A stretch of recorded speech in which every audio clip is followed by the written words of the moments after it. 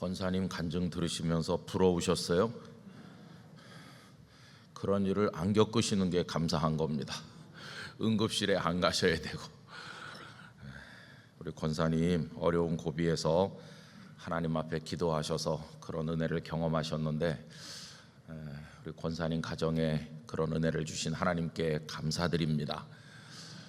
그리고 우리 성도님들은 그런 드라마틱한 그런 일을 겪지 않는 게 더 큰 은혜예요, 그죠? 그냥 무탈하게 그렇게 지내는 게 더 큰 은혜죠. 하나님의 은혜는 어떻게 다가올지 알 수 없어요. 어떤 때는 정말 권사님 간증처럼 정말 극적으로 하나님의 손길이 다가올 때도 있고, 어떤 때는 아무 일도 없는 것 같이 소리 없이 내리는 눈처럼 우리에게 다가올 때도 있습니다. 모든 것이 다양한 하나님의 은혜인 줄로 믿습니다. 하나님께 감사와 찬송을 올려드립니다. 은혜를 베푸시는 하나님은 우리가 영원토록 찬양할 하나님이시죠. 우리 지난번에 암송했던 말씀처럼 이사야 43장 21절, 이 백성은 내가 나를 위해서 지었다 하셨잖아요. 당신을 위해서 지으셨는데 그 목적이 뭐냐 하면 나를 찬송하게 하려 함이니라고 말씀하셨어요. 그러니까 여러분, 우리 하나님을 찬송하는 성도들 되시기를 바랍니다. 찬양하라 내 영혼아, 찬양하라 내 영혼아, 내 속에 있는 모든 것들아 하나님을 온 마음을 다해서 찬양해야 되는 것이죠.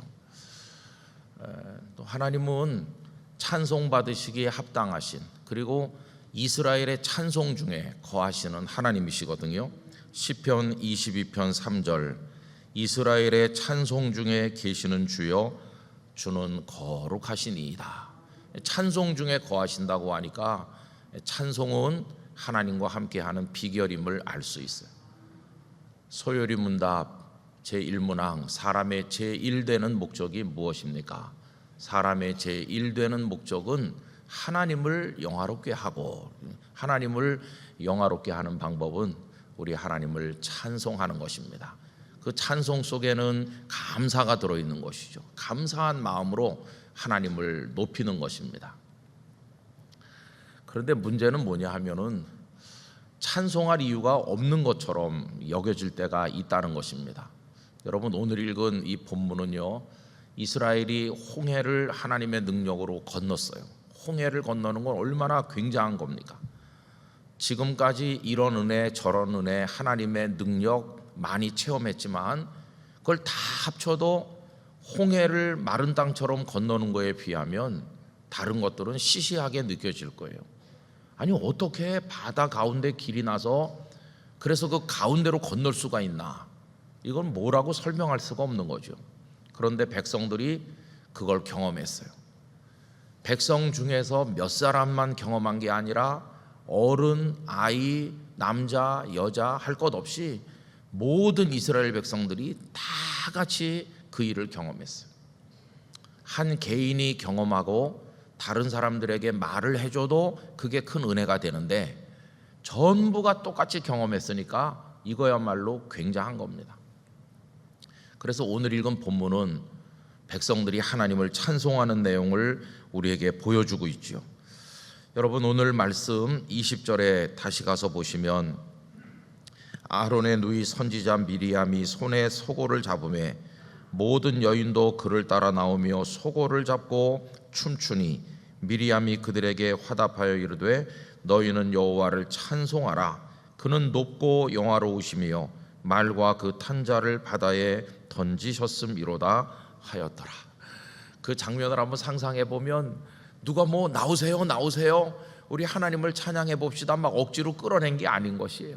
막 좋아가지고 그냥 저저마다 억제할 수 없는 기쁨으로 하나님을 찬송한 것이. 그 다음에 찬송만 부른 게 아니라 그 밑에 20절 끝에 보니까요, 춤도 췄다고 그랬어요. 춤. 우리 영락교회 성도님들 춤 좀 추세요. 아니, 경건치 않게 무슨 교회에서 춤을 춰 그러는데 이분들은 춤을 췄어요. 그 기쁨과 감사를 억제할 수 없어서 하나님 날 구원해 주신 그 은혜, 너무나 감사합니다. 그냥 뭐 이게 춤을 춰야지라고 생각을 해서 춤이 춰진 게 아니고 그냥 막 솟구치는 기쁨을 억제할 수 없는 겁니다. 너무 감사해가지고 여러분 이렇게 그들이 하나님을 찬송했어요. 근데 뭐가 문제냐 하면요, 이제는 부러운 게 하나도 없을 것 같고 영원히 하나님을 찬송하고 감사할 것처럼 생각이 됐었는데 오래 못 가요. 오래 못 갔어요. 며칠 못 가서 찬송은커녕 입이 쑥 튀어나오면서 하나님을 원망했습니다. 찬송하던 그 똑같은 입으로, 바로 그 입으로 하나님을 원망하는 거예요. 여러분 그 이유는 뭐냐 하면은 그들이 수르 광야로 들어갔기 때문에 그렇습니다. 여러분 말씀을 좀 쭉 내려가셔서 우리 확인을 해보면 좋을 텐데요, 22절로 내려가 보실까요? 그 21절까지는 하나님을 찬송했잖아요. 그런데 22절부터 23절까지 읽어보실까요? 모세가 홍해에서 이스라엘을 인도하며 그들이 나와서 수르 광야로 들어가서 거기서 사흘 길을 걸었으나 물을 얻지 못하고 마라에 이르렀더니 그곳 물이 써서 마시지 못하겠으므로 그 이름을 마라라 하였더라. 지금 며칠 지났습니까? 거기 보면은 사흘 길을 갔다고 그랬어요. 홍해에서 하나님을 막 기뻐서 춤까지 추면서 찬송하고 나서 무슨 뭐 3년 30년 지난 게 아니었어요. 한 사흘 지났어요. 며칠 안 지났어요. 그런데 물이 없다 보니까, 그리고 물을 발견했지만 마시지 못하는 쓴물, 마라라고 부른 쓴물을 만나고 나니까 24절 대번에 튀어나온 게 뭡니까? 백성이 모세에게 원망하여 이르되. 여러분 참 신앙생활 하면서 어려운 게 이겁니다. 어떤 성도가 목사님, 하나님께서요 우리 가정에 정말 은혜를 많이 주셔요. 우리 가정처럼 하나님의 복을 많이 받은 가정이 있을까요? 너무나 감사해서 뭐 말할 수가 없어요. 이렇게 이야기를 하면은 참 목사 마음이 기쁘죠. 야, 정말 감사하다. 이렇게 성도가 기뻐하고 감사해서 하나님 앞에 충성하는 걸 보는 거 얼마나 목사로서 행복한가. 근데 어떻게 된다고요? 며칠 못 간다고요. 그게 참 힘든 거예요. 얼마 못 가요. 한두 달 안 지나가지고 그렇게 감사하다고 하던 그분이 와가지고 막 눈물을 이렇게 찍어내면서 하나님 이럴 수가 있느냐고 그러는 거예요. 아니 왜, 무슨 일이 있는데요? 그러면 그 아무개가 말이죠, 제가 조금 잘 된다고 배가 아파서 저를 바깥에서 흉을 보고 다닌다는데, 아니 내가 이 교회에서 충성도 많이 하고 그랬는데 어떻게 사람들이 그럴 수 있느냐고 그러면서 막 눈물을 닦아내는. 그리고 어떤 분은 그게 너무 격해가지고 이제 교회를 안 나오겠다고 그래요. 그러면 참 목사는요 할 말이 없어요. 이걸 뭐 어떻게 해야 되는 건지. 그래서 참 어려운 건 뭐냐 하면 찬송이 금방 끝난다는 것이, 찬송이 너무 자주 중단된다는 게 힘든 것입니다. 찬송이 중단된다는 거는 그 사람이 느낄 때, 우리가 느낄 때 꼭 하나님의 은혜가 중단된 것처럼 느끼는 것이죠. 여러분 이거는 어떻게 우리가 이해를 해야 될까요? 그때 하나님이 나에게 은혜 주셨다, 복 주셨다, 그래서 그때 기뻤었다. 그런데 지금은 아무 은혜도 없고 아무 복도 없어서 지금은 하나님 앞에 원망밖에 없다, 이런 생각이 우리에게 있잖아요. 그러다가 한참 지나니까 여러분 그 마라의 쓴물이 어떻게 바뀌었습니까? 그 밑에 계속 보면 나뭇가지를 넣으라고 해서 넣었더니 쓴물이 단물로 확 바뀌었죠. 그리고 또 엘림에 가니까 종려나무가 70그루가 있고 물샘이 12개나 있어가지고 그들이 기뻐했다고 그랬잖아요. 우리가 왜 이런 문제에 빠지는지를 잘 생각해 보면 여러분 사건 중심으로 하나님의 은혜를 생각하기 때문입니다. 사건 중심으로. 그래서 하나님께서 우리 이스라엘을 도우신 어떤 특별한 일이 뭐가 있을까 생각을 해보면 홍해가 생각나는 거예요. 홍해. 거기서 은혜 주셨지. 틀림없는 말이죠. 홍해에서 은혜 주셨죠. 그리고는 그 다음에 생각나는 게 뭘까요? 마라의 쓴물이 단물 되게 하셨지. 그게 생각나겠죠. 그리고 또 그 다음에 한참 있다가 엘림에 가서 오아시스를 만난 게 또 생각나겠죠. 그러면 여러분 보세요. 사건 중심으로 생각하면 하나님의 은혜를 받은 게 홍해, 마라, 그 다음에 엘림 이렇게 되는 거예요. 여기 하나, 중간에 하나, 저기 하나, 그 다음에 또 좀 더 가서는 만나와 메추라기, 또 좀 가면 아말렉. 그래가지고 그 하나님께서 자신들에게 은혜와 복을 주신 사건이 여기 하나 저기 하나 이렇게 점처럼 분산되는 것이, 우리가 놓치고 있는 게 뭐냐 하면 이 홍해와 마라 사이에, 그 사이에는 하나님의 은혜도 없고 하나님의 복도 없었나요? 홍해가 있고 마라의 쓴물이 단물 되기까지 그 시간, 그 가운데, 그 동안에는 하나님이 버리셨나요?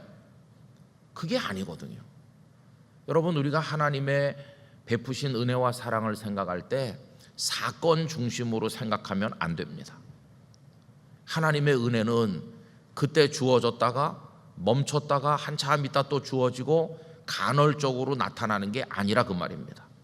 하나님의 은혜는 한순간도 끊어짐이 없이 계속되고 있다는 사실을 잊으면 안 될 것입니다.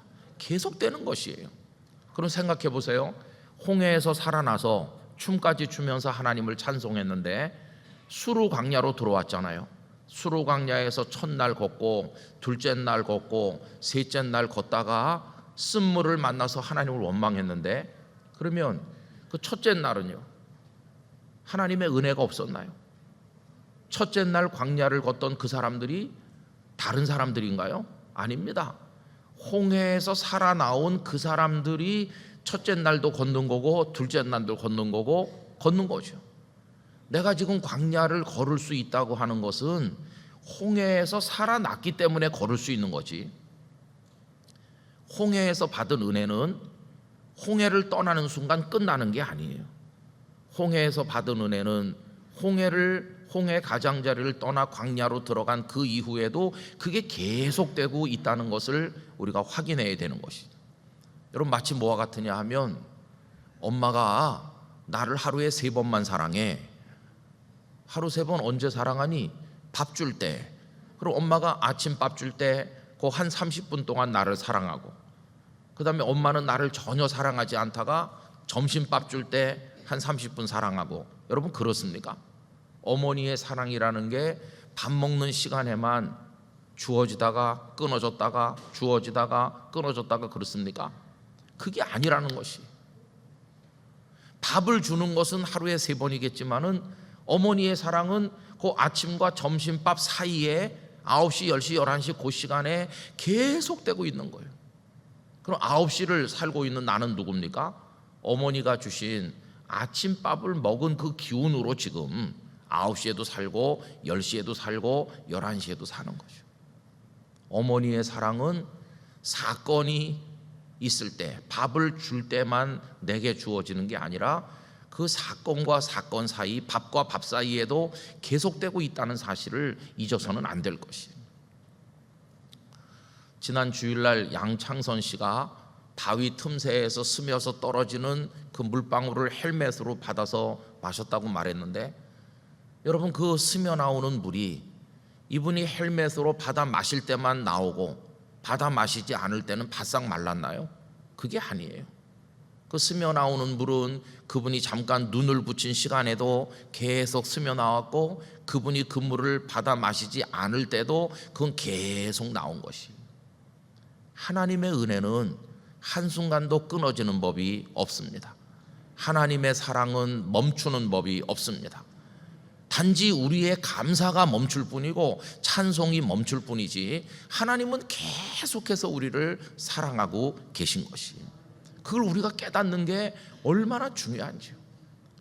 되게 많은 성도들이 하나님의 사랑이 없는 것처럼, 하나님 날 사랑하지 않아요 라는 식의 이야기를 하게 되는 가장 큰 이유 중에 하나가, 밋밋하게 이어지는 것처럼 보이고 아무것도 없는 것처럼 보이는 그 시간이 하나님의 사랑의 시간이라는 걸 깨닫지 못하는 데서 온다는 것이. 어떤 목사님은 이런 이야기를 하더라고요. 간증거리가 내게 생기는 시간만 하나님의 은혜를 얻는 시간인가? 그게 아니라는 것이에요. 그 목사님 말씀은 간증거리가 아무것도 없는 것 같을 때가 더 하나님의 사랑이 소리 없이 임하는 시간이라고 해요. 그렇죠? 여러분, 아까 우리 권사님 간증하셨는데 저도 그런 질병에서 낫는 그런 은혜들을 많이 받았습니다. 그러면 병원에 달려가지 않아도 되는 매일같이 평범하게 살아가는 일상의 삶은 은혜의 시간이 아닌가요? 별로 간증거리가 없는 것 같은데 응급실에 갈 때만 간증거리가 있는 겁니까? 아닙니다. 우리 권사님 댁에 그 일이 있어서 드라마틱한 이야기로 우리에게 은혜를 나눠주셨는데 그 중간에 하나님의 계속되는 사랑과 하나님의 손길이 있었던 것이죠.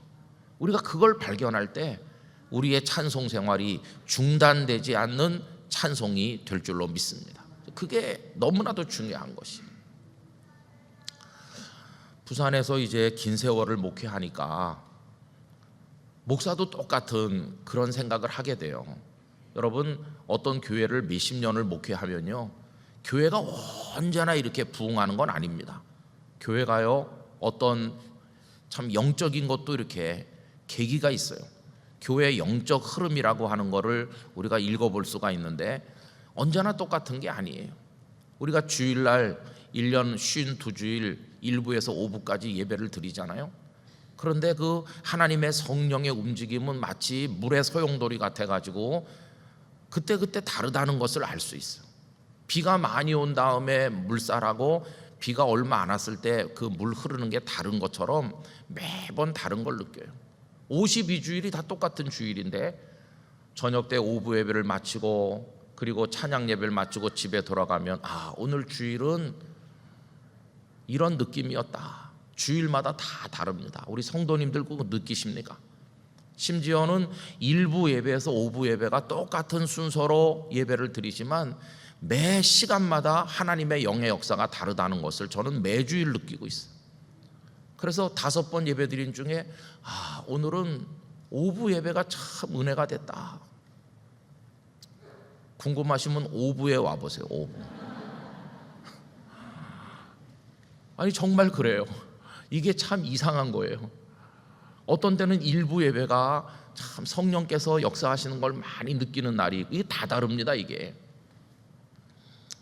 교회를 길게 목회해 보니까 또 그렇더라고요. 어떤 때는요 하나님께서 아무 은혜도 안 주시는 것처럼 답답할 때가 있어요.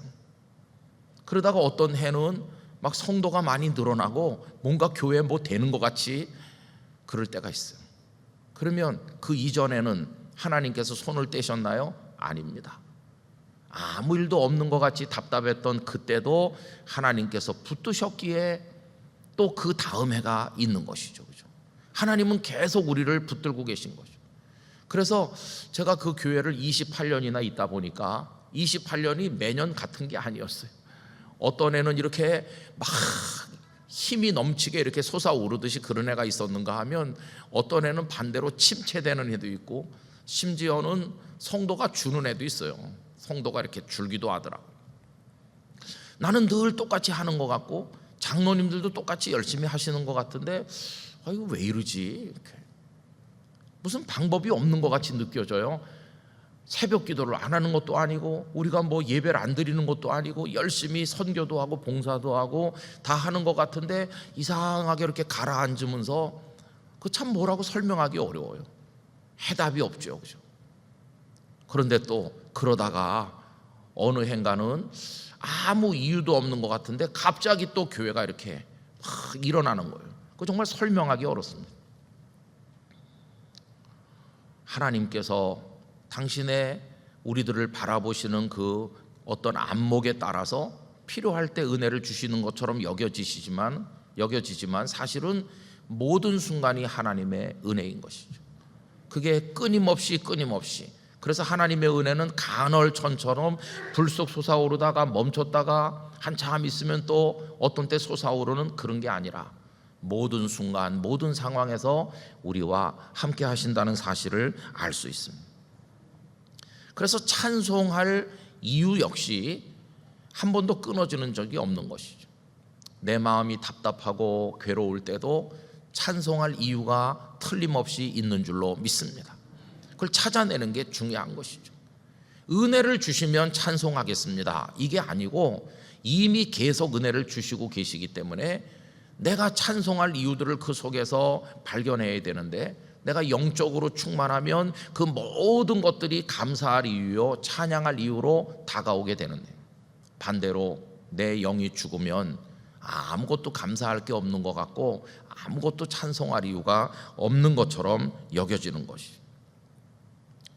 근데 문제는 우리의 이런 영적인 흥분과 침체, 영적으로 확 일어나서 홍해를 건넌 다음에 막 춤추며 기뻐하다가 그 다음에 갑자기 가라앉아서 원망하다가 또 다시 마라의 쓴물이 단물로 바뀌니까 하나님 감사해요 그러다가 또 주저앉았다가 오아시스에 가면 또 찬양하다가 그 다음에 또 가라앉았다가, 이런 우리들의 이 모습이 이게 반복된다는 게 참 안타까운 것이.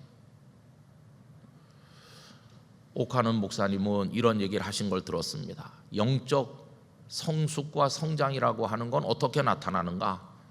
간헐적인 감사가 일상의 감사가 되는 것으로, 하나님의 은혜가 어떤 내 인생 몇십 년 동안에 몇 번 임하는 사건으로 여겨지던 것이 변해서 매일매일이 은혜의 시간임을 깨닫게 되는 것으로 나타난다고 그렇게 말씀하시더라고요. 여러분, 하나님의 은혜는 이미 매일같이 내리고 있으니 그걸 발견하고 찬송하는 하나님을 향한 우리의 응답도 일상적인 것이 되기를 원합니다. 늘 감사하고 늘 찬양하는 것이요. 어제는 11월 14일이었고 오늘은 11월 15일인데 오늘 찬송할 이유가 틀림없이 있을 줄로 믿습니다. 오늘도 우리는 감사의 하루를 맞이해야만 되는 것이죠. 그리고 우리에게는 영원한 찬송의 이유가 있는 것이, 영원한 찬송의 이유. 저는 사도 바울이 신라와 함께 빌립보 감옥에 갇혔을 때 얻어맞으셨잖아요. 여러분, 얻어맞는 거 언제 해보셨나요? 군대에서. 어렸을 때 우린 좀 맞았죠, 그죠? 어렸을 때 부모님한테 꾸중 듣기도 하고, 옛날에는 학교에서 좀 많이 맞았어요. 학교에서 초등학교 4학년 때 일이 생각이 나는데, 막 이렇게 우락부락하신 남자 선생님이었는데요, 그때 뭘 잘못했는지 잘 기억은 안 나는데 하여튼 우리 반 애들을 전부 복도로 나오게 했어요. 옆에 반은 다 공부하고 있는데 우리 반만 다 나왔어요.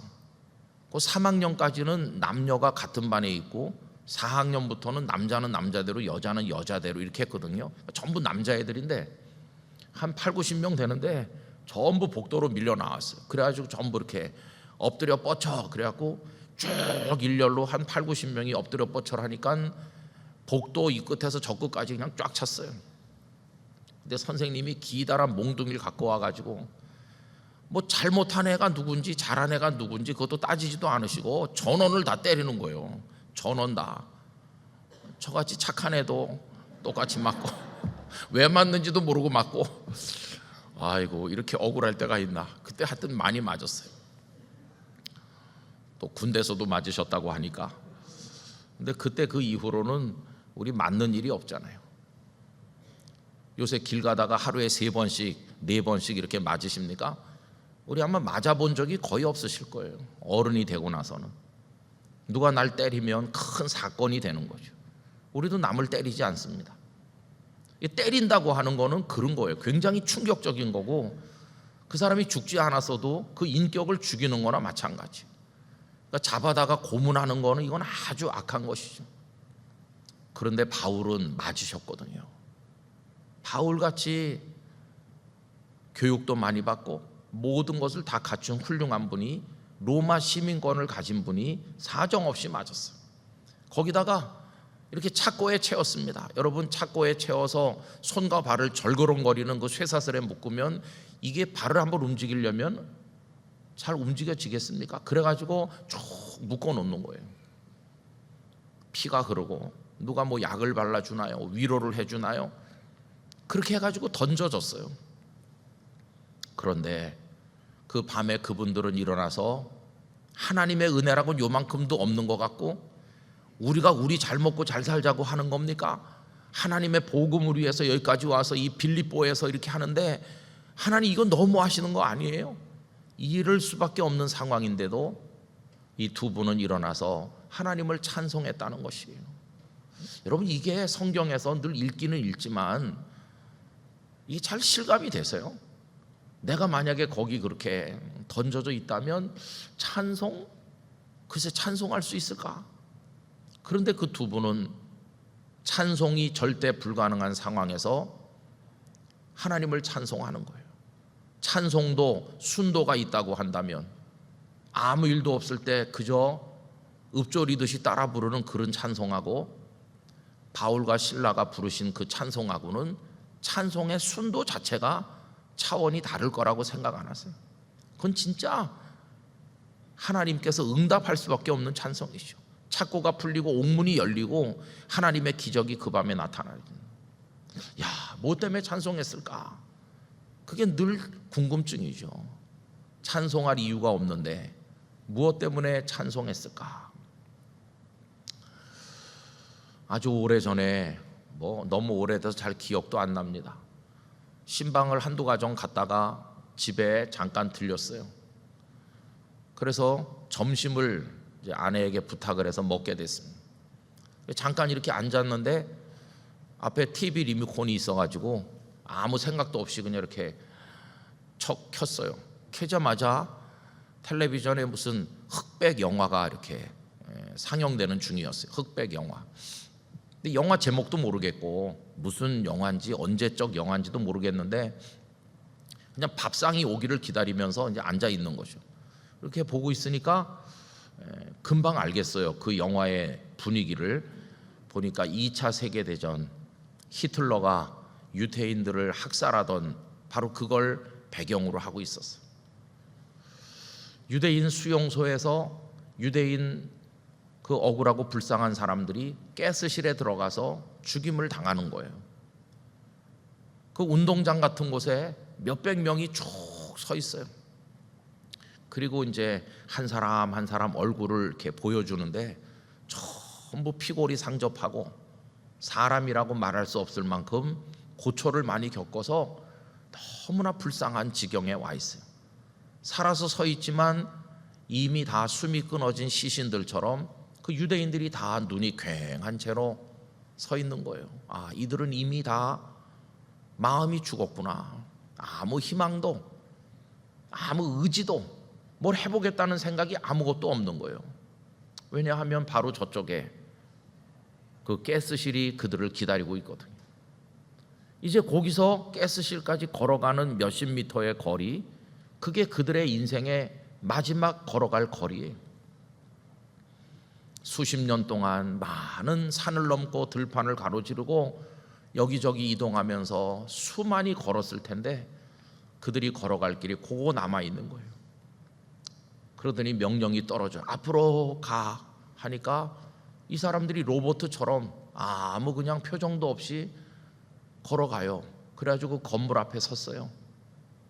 그리고 이제 일부가 들어가서 죽고 치우면 그 다음 또 일부가 들어가고 그러는 건데 너무나 기가 막히잖아요. 근데 거기 서 있는 사람들이 다 뭐 남자 다 여자 그런 게 아니라 남자도 여자도 어린애도 할아버지도 그냥 다 뒤섞여 있는 거예요.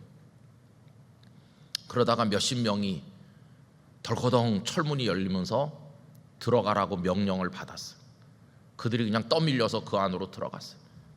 쇠문이 쾅 닫히고 컴컴한데 다 서 있는 거예요. 그리고 그들에게 주어진 그 다음 명령이 뭐냐 하면 안경을 벗으라는 것이었어요.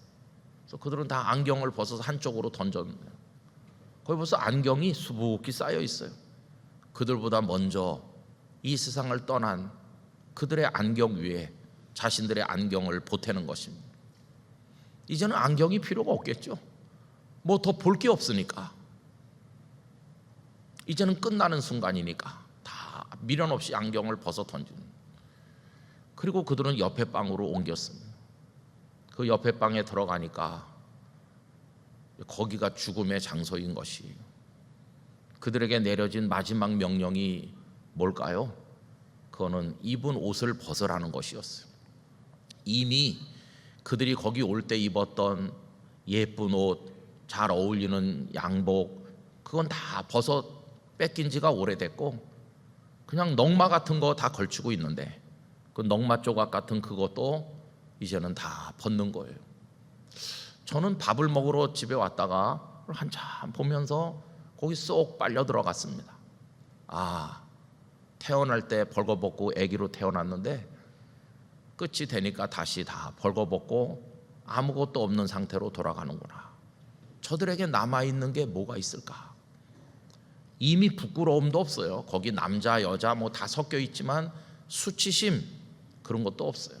여러분, 수치심도 조금 마음의 여유가 있을 때 느끼는 감정이지, 어떻게 보면 그런 절망 앞에서는 수치심도 사치스러운 감정이에요. 다 그러고 서 있는 거예요.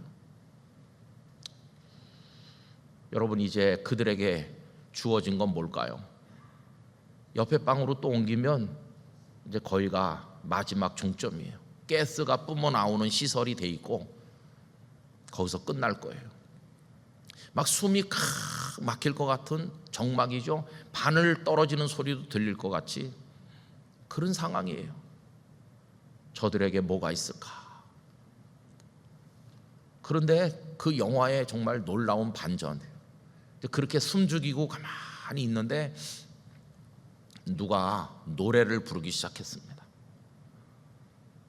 근데 그 노래가요, 정말 나이 많은 노인의 탁한 목소리로 아주 낮은 음으로 부르는, 천천히 부르는 노래였어요. 조금 있다가 그 노래를 부르는 노인의 얼굴이 화면에 이렇게 차는데 조글조글조글조글한 주름이 가득한 노인이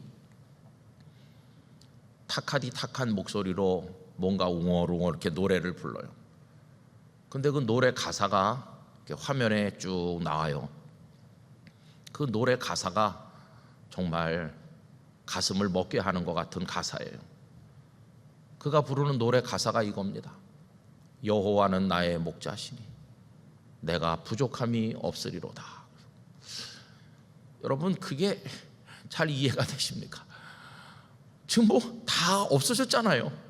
수십 년 살아온 인생에 그 노력했던 날들, 수고했던 많은 것들, 쌓은 업적들, 많이 했던 그 것들, 그가 배운 지식들, 세상에서 그에게 보낸 박수, 그가 쌓은 명성, 그리고 사랑하는 가족들, 뭐 많은 재산, 이런 거 다 하나도 남은 게 없어요.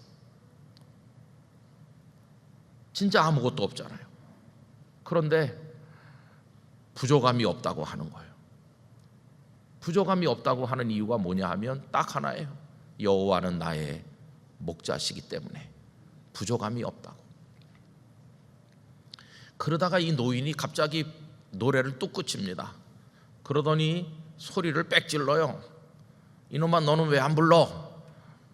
그러고 보니까 할아버지 옆에, 할아버지 손에 매달려 발발 떠는 손자가 있는 거예요. 손자. 할아버지와 손자가 세상에 난 거는 수십 년 차이로 태어났는데 이 세상은 그 조손이 같이 떠나는 거예요. 너 이 노래 잘 부르잖아, 불러. 이 헤랩이랑 같이 불러. 알았어? 그러니까 꼬마가 끄떡끄떡해요. 할아버지의 조글조글한 얼굴, 꼬마의 그 깨끗한 어린 얼굴, 그리고 둘이서 부르는데 기묘한 이중창이죠. 할아버지 목소리는 너무 탁해요. 톤이 낮아요. 근데 아이 목소리는 맑고 깨끗하고 높은 음으로 부르는 거예요. 그 노래소리가 점점 커져요. 그랬더니 그 옆에 있던 다른 사람들도 부르기 시작하는 거예요. 그 옆에 서 있던 아저씨도 아주머니도 다 같이 부르면서 반복적으로 부르는 거예요. 노래 소리가 점점 커져요. 그 노래 소리가 확 커지면서 그 화면이 수용소 지붕을 뚫고 하늘을 비추는 거예요. 그 노래 소리가 그 지붕을 뚫고 하나님께로 올려지는 것을 느끼도록 만드는 거예요. 그리고 그 영화가 거기서 끝이 나더라고요. 저는 그 영화를 보면서 정말 큰 감동을 받았어요. 아, 마지막 순간이구나. 감사할 이유가 하나도 없는 순간이구나. 그런데 그 순간에 여전히 찬송할 이유가 하나 남아있구나. 그 이유가 뭐냐 하면 다 없어졌지만 하나님이 아직 계시다는 그 한 가지로 인해서 찬송할 수 있구나.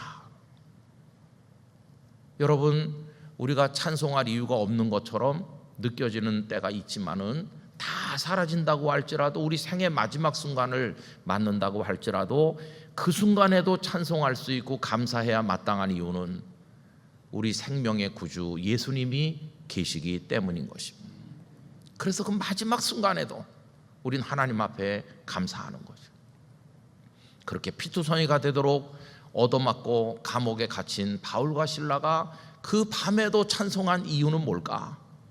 내일이면 나갈 걸 기대하면서, 앞으로 좋은 음식을 많이 먹을 걸 기대하면서, 아니요, 그런 거가 아니라 거기서 그들의 생애가 마무리된다고 할지라도 영원한 생명을 주시는 주 예수 그리스도로 인하여 낮이든 밤이든 편안하든 어렵든 어떤 상황 속에서도 하나님을 찬송하는 것이죠. 여러분, 하나님은 그렇게 우리에게 끊임없는 은혜와 사랑을 베푸실 뿐만 아니라 결정적인 구원의 은혜를 주신 줄 믿습니다. 그래서 우리는 끊임없이 찬송하고 감사해야만 되는 것이, 사건 중심으로 생각하면서 그 중간중간에는 하나님이 손을 놓은 것처럼 생각해 왔다면 모든 순간이 하나님의 은혜가 스미는 순간임을 생각하며 하나님 앞에 감사하시기를 바라는 것입니다. 오늘도 출근하는 시간에도 감사하시고, 식사하는 시간에도 감사하시고, 누가 나한테 와서 딱딱거리면서 막 뭐라고 그래도 감사하시기 바랍니다. 그 사람이 나한테 볼 일 있으니까 왔지, 아무 볼 일도 없으면 나한테 안 와요. 그죠? 은퇴하신 장로님이 저보고 그랬어요. 목사님, 은퇴하고 나니까요, 전화도 안 오고 카톡도 안 오고 문자도 안 와요. 그래서요, 돈 빌려 쓰세요. 그런 문자가 너무 반가워요. 그러면서 이런 얘기를 하셨어요. 그래도 살아있으니까 그런 게 오겠죠. 돈 빌려 쓰라고. 여러분, 모든 순간에 감사할 수 있는 그런 영적 힘을 우리가 가지기를 원합니다. 그래서 오늘도 하나님 앞에 기뻐하면서 살아가는 우리 영락의 성도들 되시기를 축원합니다. 기도하겠습니다. 아버지 하나님, 하나님의 받은 은혜를 생각해 보라고 말할 때 몇 가지 떠오르는 사건들이 있고 기적처럼 경험한 은혜가 있어서 말을 하곤 합니다. 내가 몇 살 되었을 때, 내가 중학생일 때 이렇게 말합니다. 그러나 사실은 그런 기억나는 일만이 하나님의 은혜였던 것은 아니고 중간중간에 모든 매일매일의 순간순간이 하나님의 사랑의 순간이었던 것을 기억하게 하여 주시옵소서. 하나님의 은혜는 한순간도 멈춤이 없이 틈새에서처럼 솟아나는 샘물처럼 우리에게 주어진 줄로 믿습니다. 늘 감사하고 늘 기뻐하며 살아가게 하여 주시옵소서. 오늘도 우리 영락교회 성도들이 지금도 틈새에서 솟는 은혜를 발견하는 눈을 가지고 어디에서 어떤 일을 하며 오늘을 살던지 매 순간 기쁨과 감격으로 살아가게 하여 주옵소서. 이 하루 동안에 영락교회 성도들의 삶을 인도하시고 가정에서, 일터에서, 학교에서, 또 연약하여 치료받는 곳에서 어떤 곳에 있든지 주님의 은혜를 생각하며 얼굴이 환하게 펴져서 기뻐하며 찬송하며 살아가도록 이끌어 주시옵소서. 이제는 우리의 구주이신 예수 그리스도의 은혜와 모든 순간 모든 상황에서 우리를 사랑하시는 하나님의 그 끊임없는 사랑과 성령님의 역사하심이 모든 영락교회 성도들 가운데 충만하시기를 축원하옵나이다. 아멘.